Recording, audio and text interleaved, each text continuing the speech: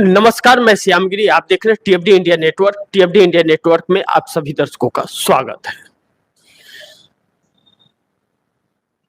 चुनाव आयोग पर जो गंभीर आरोप और सवाल खड़े हो रहे हैं, जिम्मेदारी इसका कौन लेगा? महाराष्ट्र चुनाव या झारखंड का चुनाव हो रहा है, और इसके पहले भी जो चुनाव हुए या हरियाणा चुनाव को लेकर के जो रिपोर्ट चुनाव आयोग ने 1600 पन्ने का रिपोर्ट छाप दिया, कांग्रेस को दी 1600 पन्ने का रिपोर्ट। 90% 99% की बैटरी चार्जेबल मशीन में पाई गई। आई इसे स्वीकार कर रहा है चुनाव आयोग कि हाँ पाई गई, लेकिन उसके बावजूद कह रहा है कि आपका आरोप निराधार है, आपके आरोप का कोई मतलब नहीं है। आज चुनाव आयोग पर जो सवाल खड़े हो रहे हैं और जिस तरह खड़े हो रहे हैं और जिस तरह चुनाव आयोग कर रहा है, यह दुर्भाग्य ही नहीं है हमारे देश का कि ऐसा चुनाव है। मात्र यह कहा जाता कि दुर्भाग्य है हमारे देश का कि ऐसा व्यक्ति आकर के बैठा हुआ है कुर्सी पर। जी नहीं, आने वाले समय के लिए हमारे देश को बहुत बड़ी चेतावनी है। एक ऐसा सिलसिला शुरू हो गया है यह कि एक बार जो बैठ जाएगा, आपको बेरोजगार कर दे, भूखमरी पर ला दे, आप कुछ कर नहीं पाएंगे। वह अपना मर्जी से सब संचालित करते रहेगा और ऐसे चुनाव आयोग करते रहेंगे। इसको सबक सिखाना जरूरी है,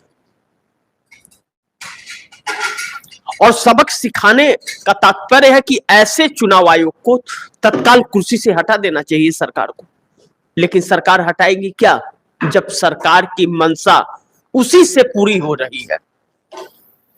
एक चीज और भी आप समझ सकते हैं कि किसी भी एक विधानसभा के लिए 40 लाख से ज्यादा का अलाउ नहीं है चुनाव के कानूनों के अनुसार चुनाव आयोग के।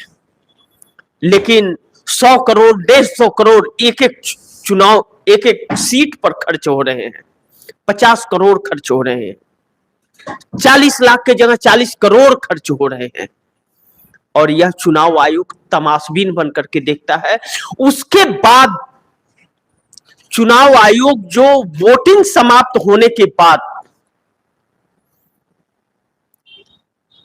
जो 6% से लेकर 10% तक वोट प्रतिशत बढ़ाता है, वह किसके लिए बढ़ाता है? आप जिसे वोट देते हैं उसके लिए नहीं, वह सत्ता के लिए बढ़ा रहा है। और यह चीज 2019 से लगातार चली आ रही है, और जो खुलासे हो रहे हैं वह सब चौंकाने वाले हैं। चुनाव आयोग की नवंबर महीने में रिटायरमेंट भी है राजीव कुमार का। इस देश को तार तार करके वह व्यक्ति जा रहा है। एक काले धब्बे के रूप में चुनाव आयोग राजीव कुमार जाने जाएंगे इस देश को, कि ऐसा करप्ट, ऐसा पक्षपात करने वाला व्यक्ति आज तक हमारे देश का चुनाव आयोग नहीं हुआ। उसके बारे में आप दर्शकों को मैं बताऊंगा, लेकिन सीजीआई चंद्रचूड़ का 10 तारीख को रिटायरमेंट है। रिटायरमेंट की तारीख उनकी 10 तारीख है। 10 तारीख को रिटायर हो जाएंगे वह। 5 अहम फैसले हैं उनके। इन फैसलों में कई मुख्य चीजें हैं, चाहे अडानी हो, चाहे अलीगढ़ यूनिवर्सिटी का हो, चाहे मदरसा का हो, कई अहम फैसले हैं। लेकिन अब चंद्रचूड़ के जो रवैया है देखने को मिल रहा है, इससे यह प्रतीक तो नहीं हो रहा कि चंद्रचूड़ कुछ अहम फैसले दे देंगे। माधवीपुरी फौज सेबी चीफ बुरी तरह से जकड़ी हुई है, फंसी हुई है। कहा जाता है कि उनका तार अडानी से लेकर मोदी तक पहुंचता है, वह अभी तक पेश नहीं हुई। तो चल क्या रहा है? अडानी के कर्ज माफ किए जाते हैं हमारे देश की सरकार की तरफ से, लेकिन आम जनता के कर्ज माफ नहीं होते हैं। चुनाव आता है तो 1500 रुपया लाडली बहना का स्कीम योजना हो जाता है, और उसके लिए चुनाव को टाल दिया जाता है कि सत्तारूढ़ दल दे दे, क्योंकि दिल्ली में पप्पा बैठे हुए हैं। वोट के तारीख बढ़ा दिए जाते हैं, समय से चुनाव नहीं कराए जाते हैं, और आचार संहिता का खुलेआम उल्लंघन हमारे देश में हो रहा है। इस चीज से हम इनकार नहीं कर सकते। आचार संहिता के नियमों का उल्लंघन सत्तारूढ़ दल और सत्तारूढ़ दल के गठबंधन के लोग अगर धज्जियां उड़ा रहे हैं तो चुनाव आयोग को नाक कान आंख मुंह कुछ भी नहीं है। लेकिन अगर विपक्ष का एक व्यक्ति उसके विपरीत चला जाता है तो फिर बहुत मुश्किल खड़ी हो जा रही है। ऐसे में प्रियंका गांधी का एक बयान आता है कि भारतीय जनता पार्टी ने अपनी पूरी ताकत लगा दी, लेकिन मेरा भाई डरा नहीं और दूसरों को भी डरने नहीं दिया, जिसकी वजह से मोदी बैकफुट पर आ गए। लेकिन वहीं नवाब मलिक, जो महाराष्ट्र के अंदर नवाब मलिक की बेटी को जो टिकट अजीत पवार ने दिया है, इसके ऊपर भी महाविकास आघाड़ी उद्धव ठाकरे के बेटे आदित्य ठाकरे हमलावर है। और एकनाथ शिंदे जिस तरह महाराष्ट्र के अंदर एकनाथ शिंदे बगावती तेवर अपनाए हुए हैं और तकरीबन 150 से ज्यादा बागी प्रत्याशी खड़े हुए हैं चुनाव मैदान के अंदर। इनके पीछे की क्या कहानी है, इस पर भी जानना जरूरी। क्या यह चुनाव पे प्रभाव डालने वाले हैं? क्या वाकई भारतीय जनता पार्टी के अंदर गठबंधन में संग्राम है? क्योंकि जो अखबार है या जो मीडिया है वह महायुक्ति यानी कि एनडीए गठबंधन का नहीं दिखाता, इंडिया गठबंधन का दिखाता है कि यह खामियां हैं, यह सीट बंटवारे नहीं हुआ है, यहां आमने सामने है। यह चीजें जो हैं इस देश में एक सवाल बनकर के रह गए हैं, क्योंकि चाहे ईडी हो, चाहे सीबीआई हो, चाहे वह चुनाव आयोग ही हो, चाहे और सारी संस्थाएं हो, यह सब किसी एक के लिए बैठ गई है। लेकिन झारखंड के अंदर भारतीय जनता पार्टी या भारतीय जनता पार्टी सहयोगी का सत्ता न होने के कारण झारखंड में मुंह की खानी पड़ रही है भाजपा को। हेमंत बिस्वा शर्मा के बयान बहुत चौंकाने वाले हैं और भारतीय जनता पार्टी का बटोगे तो कटोगे विफल हो गया उसका नारा, वह नारा उसका चल नहीं पा रहा है। भारतीय जनता पार्टी बैकफुट पर है और इस बीच आरएसएस के प्रचारक को सफलता मिलती हुई नजर जब नहीं आ रही है तो भारतीय जनता पार्टी परेशान है, इस चीज से इंकार नहीं किया जा सकता। और वायनाड के अंदर प्रियंका गांधी दहाड़ती हुई नजर आ रही है, एक दूसरे अवतार में प्रियंका गांधी नजर आ रही है। अभी तक जो सक्रिय राजनीति में प्रियंका गांधी नहीं थी, प्रियंका गांधी सक्रिय राजनीति में आने के बाद हुबहू इंदिरा गांधी वाली छवि उनके चेहरे से झलक रही है, इस चीज से इंकार नहीं कर सकते। क्या जो इंदिरा गांधी के सामने अच्छे अच्छे नेताओं की बैंड बज जाती थी, खड़ा होने की ताकत और साहस नहीं रखते थे, क्या प्रियंका गांधी वह छवि ला पाएगी? क्या प्रियंका गांधी इंदिरा गांधी की तरह वह संस्थाएं लगवा पाएंगी, वह कार्य करवा पाएंगी आम जनता को के लिए जो इंदिरा गांधी ने किए थे? मोदी ने जिसे बेच दिए सब, वह सब करवा पाएंगे? और कितनी बड़ी चुनौती प्रियंका गांधी के लिए होगी? इन सभी मुद्दों पर आज हम लोग चर्चा करेंगे। 5 पॉइंट्स हैं, ज्यादा नहीं है। इन 5 पॉइंट्स पर हम लोग चर्चा करेंगे। लेकिन जो हेडिंग है कि चुनाव आयोग पर उठने लगे सवाल, जिम्मेदारी कौन लेगा, मोदी जी या महाराष्ट्र और झारखंड में चुनाव आयोग पर उठने लगे सवाल, यह अब देश के सवाल बन गए हैं। चुनाव भले ही महाराष्ट्र और झारखंड में हो रहा है, लेकिन सवाल अब पूरे देश में है और निगाहें भी पूरे देश की है।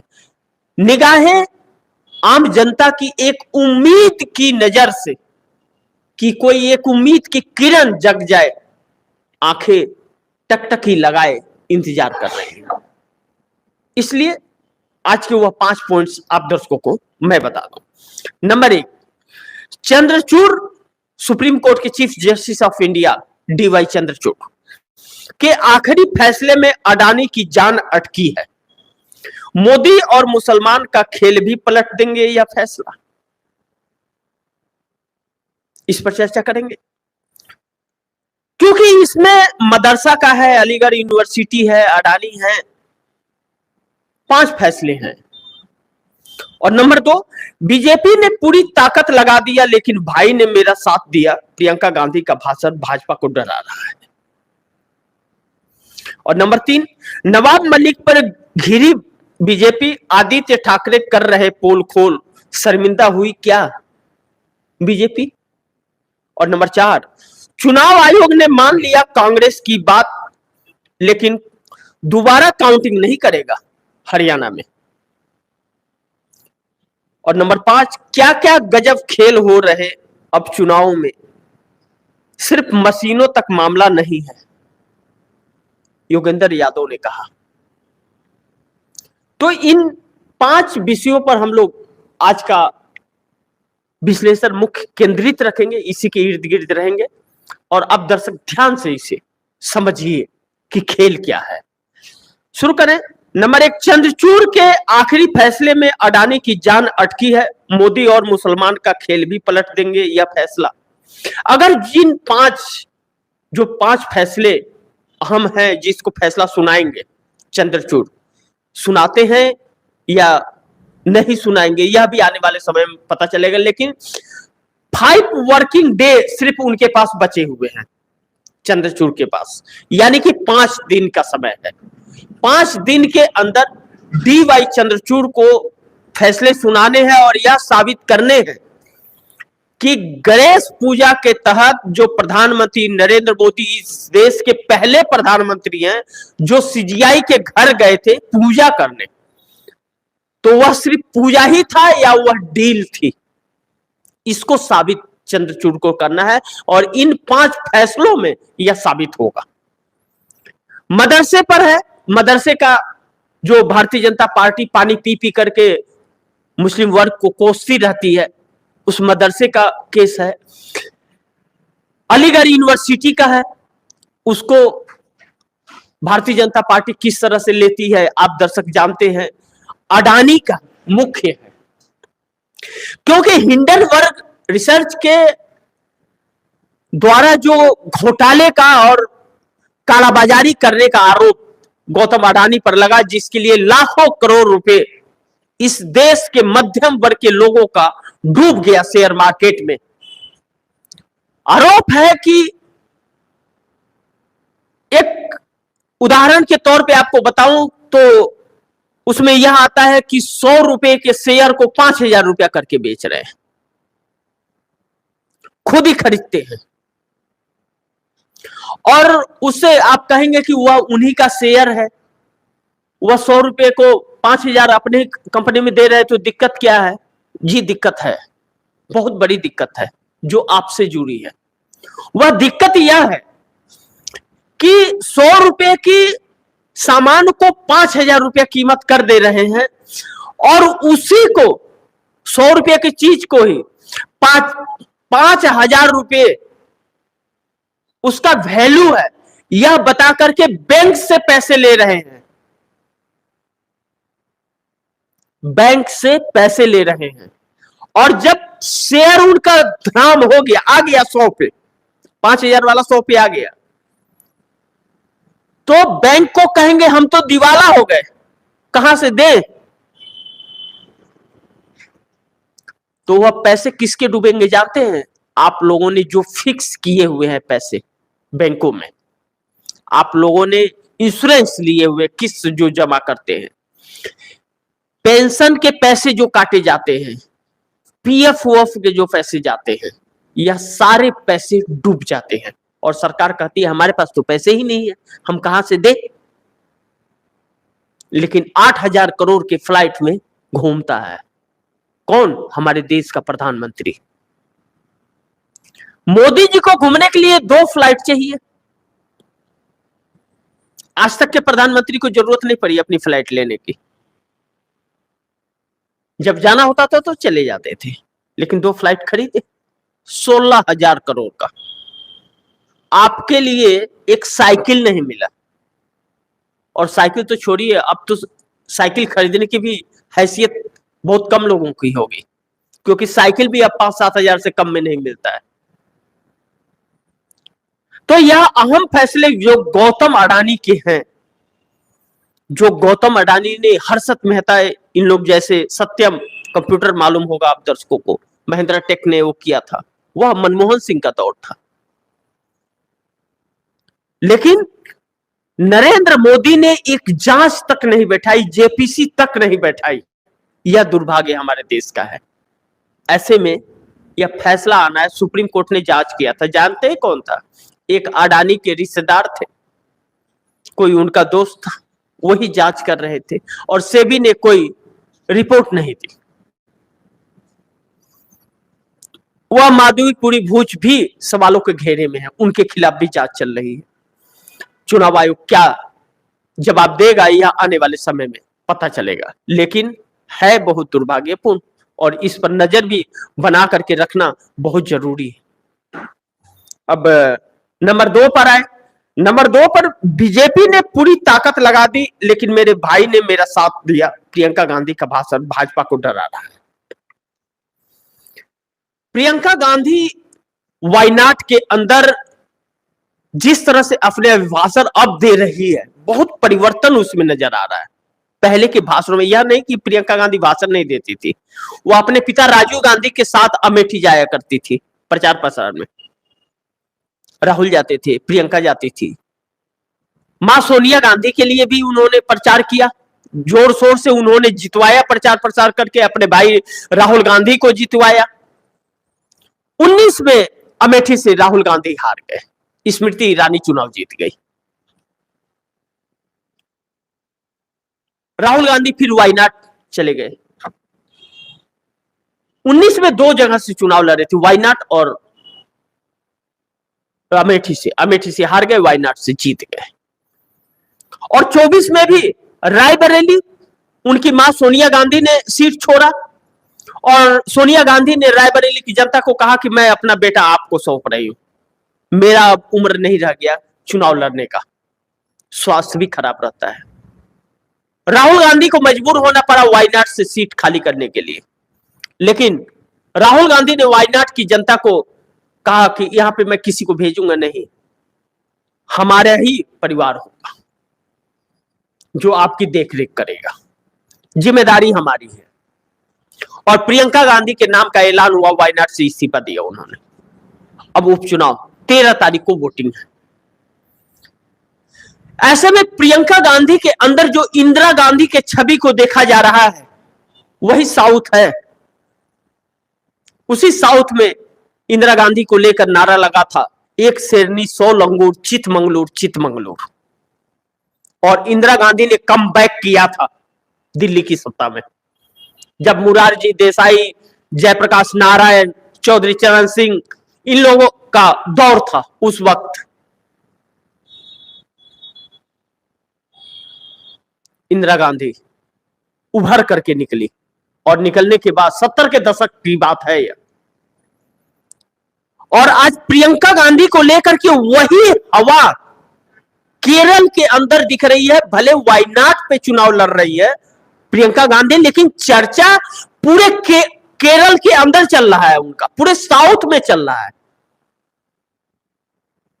साउथ की 2 राज्यों में सरकार है कांग्रेस की, एक तेलंगाना और एक कर्नाटका। कर्नाटका और तेलंगाना के अंदर कांग्रेस की सरकार है और तमिलनाडु में गठबंधन की सरकार है। ऐसे में भारतीय जनता पार्टी जो प्रियंका गांधी से नहीं निपट पा रही थी, इंदिरा गांधी की छवि आ जाएगी अंदर तो कहां से निपटेगी। और लोग उम्मीद प्रियंका से इंदिरा की कर रहे हैं और इंदिरा की जो भाषण अब हो रहे हैं वह इंदिरा से हुबहू मिल रहे हैं प्रियंका के, और वादे और हमले भी वैसे ही हैं। न गाली देना, न अप्रत्याशित बयान देना, न ही क्या नाम है कि अपने संयम को खोना, न तो मर्यादा के अंदर रहना। मर्यादा के अंदर रहते हुए जो बातें कही जा रही हैं, भारतीय जनता पार्टी को भी सीखना चाहिए। लेकिन भारतीय जनता पार्टी क्यों सीखे? भारतीय जनता पार्टी सीख लेगी तो फिर कैसे वह लड़ेगी चुनाव? अब ऐसे में राहुल गांधी के भारत जोड़ो यात्रा का भी जिक्र प्रियंका गांधी ने कर दिया और राहुल गांधी दिल्ली में भी दिल्ली जोड़ो न्याय यात्रा निकालने जा रहे हैं 8 तारीख से। वह एक अलग असर होगा, क्योंकि अरविंद केजरीवाल भी सिर्फ शिक्षा स्वास्थ्य की बात और पानी की करते करते करते करते करोड़ों के घोटाले के आरोप में जेल में बंद हो गए,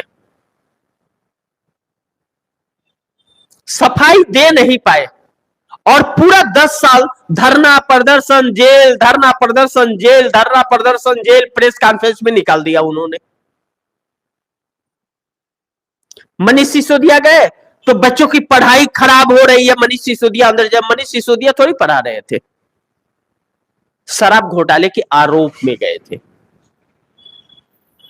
मैं यह नहीं कहता कि वह आरोपी है, क्योंकि हमारे पास तो सबूत नहीं है। अरविंद केजरीवाल जेल गए, मैं नहीं कहता कि वह आरोपी है, क्योंकि सबूत तो नहीं है। सत्येंद्र जैन 2 साल रह करके निकले, मैं नहीं कहता कि वह आरोपी है, लेकिन जेल तो गए थे। लेकिन जेल तो गए थे ना, आरोप लगे हैं ना, अब तो यह जांच का विषय है।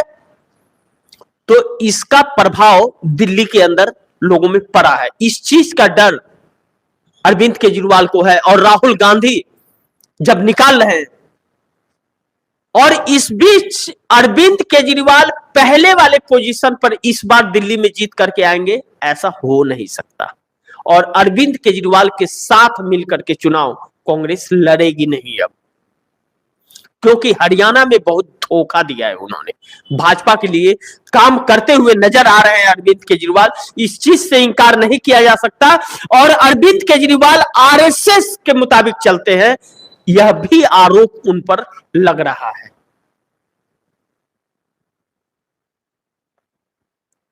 ऐसे में प्रियंका गांधी ने जो दहाड़ा है, वह दहाड़ दिखाता है कि राहुल गांधी के भारत जोड़ो यात्रा के बाद कर्नाटक के अंदर सरकार बन गई, तेलंगाना में भी सरकार बनी। लेकिन जो यह खेल चुनाव आयोग का चल रहा है, वह बहुत बड़े सवाल खड़ा कर रहा है। 19 के बाद से, 19 से ही चुनाव आयोग के रहमो करम पर भाजपा जीतती आ रही है, इस चीज से इंकार नहीं किया जा सकता। अब नंबर 3 पे आए, नवाब मलिक पर घिरी बीजेपी, आदित्य ठाकरे कर रहे पोल खोल, शर्मिंदा हुई क्या भाजपा?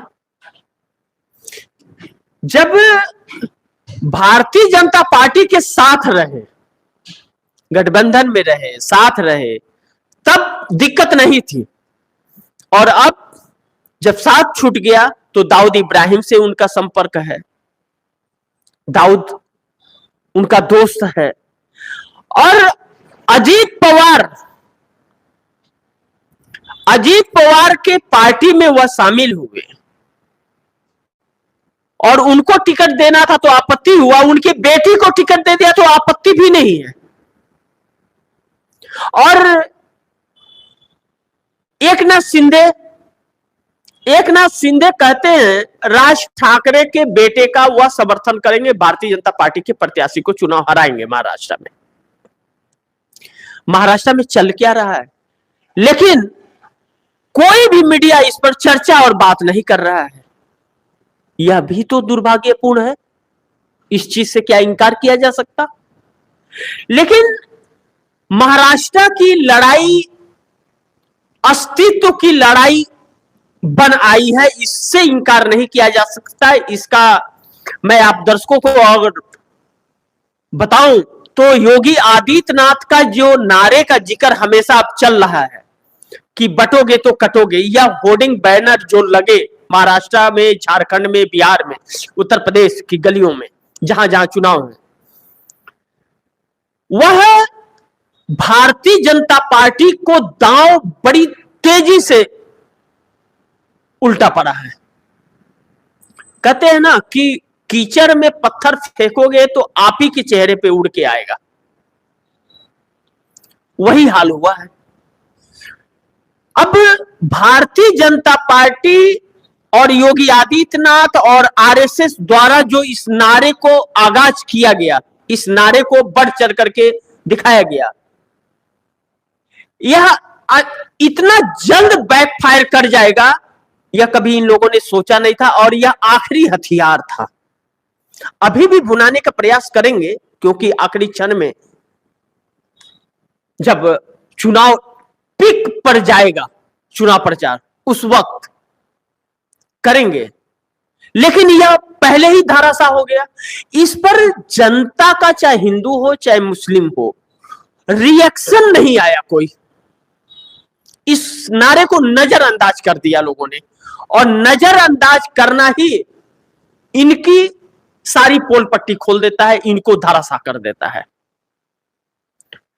बहराइच के अंदर एक प्रयोग किया गया इस चीज को लेकर के, जिस तरह बहराइच का दो आरोपी पकड़े गए तो उन्होंने कहा प्रशासन ने हमें 2 घंटे का समय दिया था, थोड़ा और समय देता तो आधा बहराइच खत्म कर देते। वह एक फोटो सेशन था, पिक्चर दिखाने की, ट्रेलर दिखाने की, ट्रेलर ही कहिए, ट्रेलर दिखाने का इस उपचुनाव और 2 राज्यों के चुनाव में प्लानिंग थी, लेकिन वह विफल हो गई। बिहार के अंदर गिरिराज सिंह हिंदू स्वाभिमान यात्रा निकालने लगे, हिंदू स्वाभिमान यात्रा भी सफल नहीं रहा, नीतीश कुमार नाराज हो गए। इसीलिए जेडीयू की बैठक होनी थी, एनडीए की बैठक हो गई। नीतीश कुमार उस बैठक में बहुत कुछ किए हैं, उस पर अभी चर्चा करना ठीक नहीं होगा, क्योंकि चर्चा ही करने से काम नहीं चलेगा। तो उस पर अभी चर्चा नहीं, जब नीतीश कुमार उस एक्शन में आए तब बात करना सही होगा। लेकिन नीतीश कुमार आज तो फंसे हुए हैं, उनके लोग ही उनके साथ में ही अंदर वह टूट चले हैं। इसलिए तो जेडीयू की बैठक नहीं हुई थी, एनडीए की बैठक हुई। एनडीए में गिरिराज सिंह को एकदम पीछे बिठाना, जो केंद्रीय मंत्री हैं, कैबिनेट मंत्री हैं वह केंद्र सरकार में, उनको पीछे बैठाना और बगल की कुर्सी खाली रहना और चिराग पासवान का बैठक में ना आना, यह भी एक बहुत बड़ा मुद्दा था। और नीतीश कुमार का कोई बयान न देना, संजय झा का बयान देना कि हम एनडीए को मजबूत करेंगे, अगर देश का विकास करना है तो एनडीए को मजबूत करना पड़ेगा, और नीतीश कुमार का कोई बयान ना आना, इसका मतलब सब कुछ ठीक ठाक नहीं है। जो चल रहा है वह कुछ ठीक नहीं चल रहा है बिहार के अंदर। और जेडीयू का बैठक ना होना इस चीज का को गवाही देता है कि नीतीश कुमार की पार्टी अंदर से टूट चली है, उनके साथ सब कुछ ठीक ठाक नहीं हो रहा है, इसलिए उन्होंने बयान नहीं दिया। नहीं तो वह तो प्रेस कॉन्फ्रेंस करते हैं, मीडिया के सवालों का जवाब भी देते हैं। मोदी तो है नहीं वह कि प्रेस कॉन्फ्रेंस नहीं करेंगे, उन्होंने तो समय समय पे किया है। तो कुछ तो दाल में काला है, आगे क्या होगा यह देखने का दिलचस्प होगा। लेकिन 2025 जो गणना कराने की बात कर रही है सरकार, परिसीमन के जरिए जो पार्लियामेंट नया बना है उसमें सीटें बढ़ाई जाएंगी, उस पर भी क्या साथ देते हुए नजर आएंगे। और राहुल गांधी जाति जनगणना की बात कर रहे हैं कि जाति जनगणना होनी चाहिए। और जाति जनगणना और संविधान की बात राहुल गांधी लगातार उठा रहे हैं और उसकी कीमत भी चुकानी पड़ रही है, हार से। भारतीय जनता पार्टी, आरएसएस किसी भी कीमत पर जाति जनगणना नहीं कराना चाहती, लेकिन विपक्ष हमलावर है, इंडिया गठबंधन, और उसी मुद्दे पर इस चुनाव में अब घेरा जाएगा। अब आते हैं नंबर 4 पर। चुनाव आयोग ने मान लिया कांग्रेस की बात, लेकिन दोबारा काउंटिंग नहीं करेगा। हरियाणा के अंदर जिन जिन सीटों को लेकर के कांग्रेस ने कही थी कि 90 से 99% की बैटरी चार्जेबल पाई गई है, इस बात को मान तो लिया कि हां पाई गई है, लेकिन कह रहा है इसका मतलब यह नहीं कि ईवीएम बदल दी गई है, मैं नहीं कराऊंगा, यह निराधार है, इसमें कोई आधार नहीं है इस तथ्य में। यानी कि चुनाव आयोग यह मानता है कि हरियाणा के अंदर सब कुछ ठीक ठाक नहीं था, लेकिन हम नहीं कराएंगे, आप क्या करोगे कर लो। 90% और 99% की बैटरी का पाना यह छोटी बात नहीं है, और उस ईवीएम मशीन के अंदर सिर्फ भाजपा को वोट निकले, ईवीएम खराब हो तो भाजपा को वोट निकलता है, वीवीपैट पर्ची मशीन खराब हो तो भाजपा को निकलता है, कम वोट हो तो भाजपा को जाता है, ज्यादा वोट हो तो भाजपा को जाता है, तो मतलब बाकी क्या घंटा बजा रहे हैं। वोट प्रतिशत बढ़ाता है चुनाव आयोग 6% से 10% तक, तो वह वोट भाजपा को जाता है, जितना वोट पड़ता है उससे ज्यादा वोट काउंटिंग हो जाता है, वो भाजपा को जाता है, और चुनाव आयोग कहता है कि हम नहीं करेंगे। 1600 पन्ने का जो चुनाव आयोग ने 1600 पन्ने की रिपोर्ट दी, इस रिपोर्ट की जरूरत नहीं थी। राजीव कुमार को वीवीपैट पर्ची से उस मशीन की मिलान करा देनी थी कि सच्चाई सामने आ जाए, लेकिन जब चोर चोर मौसेरे भाई हों तो कोई मानेगा कैसे? अपनी ही चोरी का खुलासा अपने ही स्वयं कोई कैसे कर सकता है? करेगा क्या? यह राजीव कुमार की विफलता है या इस देश की दुर्भाग्य है कि ऐसा चुनाव आयोग इस देश में है? इसका फैसला तो आप ही लोग करिए। लेकिन इसी चुनाव आयोग की विश्वसनीयता, जो मैं लगातार अपने कई प्रोग्रामों में यह कहता रहा हूं कि 2019 में जिसका 57% विश्वसनीयता इस देश के अंदर थी, या सरकार के पैसे से चल रही संस्था सीएसडीएस का सर्वे कहता है, सरकारी संस्था है, सीएसडीएस का सर्वे यह कहता है कि 2019 में 57% थी और 2024 लोकसभा चुनाव में चुनाव आयोग की विश्वसनीयता मात्र 25 से 27% रह गई। और इस वक्त हरियाणा चुनाव समाप्त होने के बाद अगर उसका सर्वे हो जाए, रिपोर्ट आ जाए, तो उसकी विश्वसनीयता 10% भी नहीं पाई जाएगी। यानी कि इस देश के अंदर 145 करोड़ लोगों के अंदर 1.5 करोड़ लोग भी चुनाव आयोग पर विश्वास नहीं करते हैं, अगर जांच हो जाए तो। इस तरह से यह संस्थाएं जो भारतीय जनता पार्टी और नरेंद्र मोदी के लिए कार्य कर रही है, इस देश का बेड़ा गर्क हो रहा है। इस चीज से तो इनकार नहीं किया जा सकता। आने वाला समय इस देश के लिए बहुत बड़ी चुनौती होगा, इससे भी इनकार नहीं किया जा सकता। लेकिन इसका नुकसान इस देश को कीमत चुकानी पड़ रही है, हमारे देश के युवा को चुकानी पड़ रही है। आप दर्शक इसे भी लीजिए कि जो गलत तरीके से सरकार आ रही है, सुप्रीम कोर्ट के जजमेंट के बाद भी महाराष्ट्र का सरकार इस्तीफा नहीं दी। सुप्रीम कोर्ट ने चुनाव आयोग की नियुक्ति को लेकर के जजमेंट दिया तो हमारे देश की सरकार ने उसे पलट दिया, कानून लाया कि नहीं, कानून मंत्री और मैं ही चुनूंगा चुनाव आयोग को, मेरी मर्जी से चुनाव आयोग होगा और चुनाव आयोग वही होगा जो मेरे लिए काम करेगा। और chief justice of India DY Chandrachud ने फैसले में यह कहा था कि अगर प्रधानमंत्री किसी चुनाव आयुक्त को चुनेगा तो वह तो प्रधानमंत्री के खिलाफ कार्रवाई करेगा ही नहीं, उसके कहने अनुसार चलेगा, चाहे ईडी हो, CBI हो, चाहे जो भी हो, उसी के कहने पे चलेगा। लेकिन सब चल रहा है, सब हो रहा है, यानी कि पूरे संस्था के ऊपर कब्जा नरेंद्र मोदी ने कर लिया है और इस देश को गुलाम बनाकर रख दिया है। चुनाव आयोग एक मोहरा है। हकीकत यह है कि उसे संचालित करने वाला मोदी जी है, इस चीज से इंकार नहीं किया जा सकता। ऐसा प्रतीक हो रहा है क्योंकि हर चीज उनके अनुकूल ही होती है। जिस व्यक्ति के रैली में 5000 लोग ना आते हो, वह व्यक्ति सरकार बनाए, यह तो हो ही नहीं सकता, सवाल ही खड़ा नहीं होता है। लेकिन सैया कोतवाल तो डर काहेगा, मत आओ, वोटर नहीं आएंगे, मत आओ भैया, वोट कहीं तो डालोगे, सिस्टम तो हमारे पास है, हम कंट्रोल कर लेंगे। और हो रहा है मैनिपुलेट। और चुनाव आयोग तमाशबीन बनकर के देख रहा है।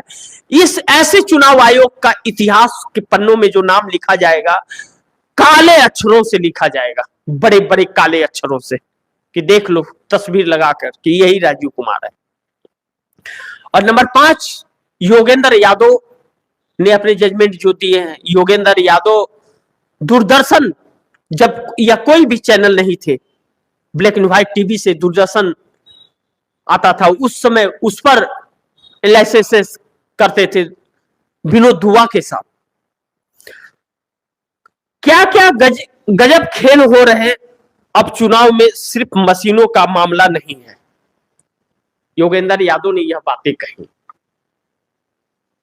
इसमें शॉर्टकट में बताऊंगा, मैं संक्षिप्त में आप दर्शकों को बताऊंगा, क्योंकि 11 बजे के प्रोग्राम में इसके ऊपर विस्तार से बताऊंगा, क्योंकि समय कम है।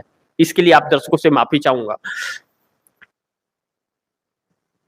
मशीन का खेल जो हो रहा है, हो ही रहा है। जो 90% 99% बैटरी पाई गई चार्जेबल हरियाणा के अंदर, वह तो है ही। इसके बावजूद पैसों का खेल जो है, और जो प्रत्याशी को और पोलिंग एजेंट को वहां काउंटिंग के समय खड़ा नहीं होने दिया जाता है, वहां भेज दिया जाता है उनको स्टेज पे जाओ, और 12वें राउंड की काउंटिंग हो रही है, दूसरे राउंड का रिजल्ट उनको बताया जाता है। यह सारा खेल उस वक्त भी होता है। और लाखों, जबकि एक कंस्टिट्यूएंसी के अंदर 40 लाख का वह बनाया गया, नियम बनाया गया कि 40 लाख रुपया आप खर्च कर सकते हो, और खर्च करोड़ों में हो रहा है। 50 करोड़, 60 करोड़, 100 करोड़ एक एक प्रत्याशी खर्च कर रहा है पैसा। तो सोचिए कि जब वह प्रत्याशी पैसे खर्च कर रहा है, तो वह पैसे वह असूली भी 5 सालों में करता है। तो वही घूस लेना, मेनू कार्ड बनाना, रेट लिस्ट बनाता है, वह इस काम के लिए इतना, इस काम के लिए इतना। यह सारी चीजें जो होती हैं, यूं ही होती है। फिर वही नेता बिकने लगते हैं कि कौन हमको खरीदने के लिए पैसा दे रहा है, तभी वो पार्टी छोड़ करके जाते हैं। पहले इससे कम ज्यादा में नहीं होता था। जो सरकारी डाटा है, वह एक्ट कानून है, वह कानून कहता है चुनाव आयोग का कि इससे ज्यादा कोई खर्च नहीं करता, उसको पूरा ब्यौरा देना पड़ता है। तो ब्यौरा 40 लाख का दिया जा रहा है एक कंस्टिट्यूएंसी को लेकर के कि हम 40 लाख खर्च कर रहे हैं, और उसके बाद वह करोड़ों खर्च कर रहा है। और पैसे विपक्ष के ऊपर आरोप लगाया जाता है, और सत्तारूढ़ दल या सहयोगी दलों का जो पैसा पकड़ा जाता है उसका ब्यौरा नहीं देता चुनाव आयोग, वह पैसे सुरक्षित पहुंचा देता है, ऐसा आरोप लगते रहे। इसी बीच राजनीति आकर के उलझ गई है। राजीव कुमार के ऊपर आंखें खोल के, आंखें बंद करके कुछ भी आदमी सोचे तो वह करप्ट ही नजर आते हैं, और वह किसी एक व्यक्ति के लिए काम करते नजर आते हैं।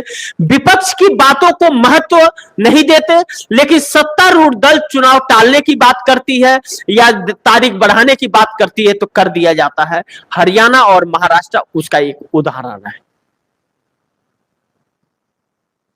हरियाणा का चुनाव 4 दिन टाल दिया गया, 5 की जगह 8 को हुआ, 1 की जगह 5 को वोटिंग हुए।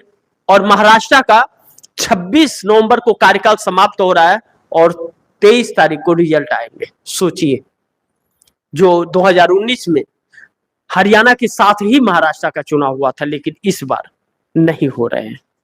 बाकी फैसला आप दर्शक कीजिएगा, क्योंकि चुनाव आयोग ऐसे वक्त पर इस देश के साथ धोखा दे रहा है जब यह देश बेरोजगारी और महंगाई की आलम में जूझ रहा है।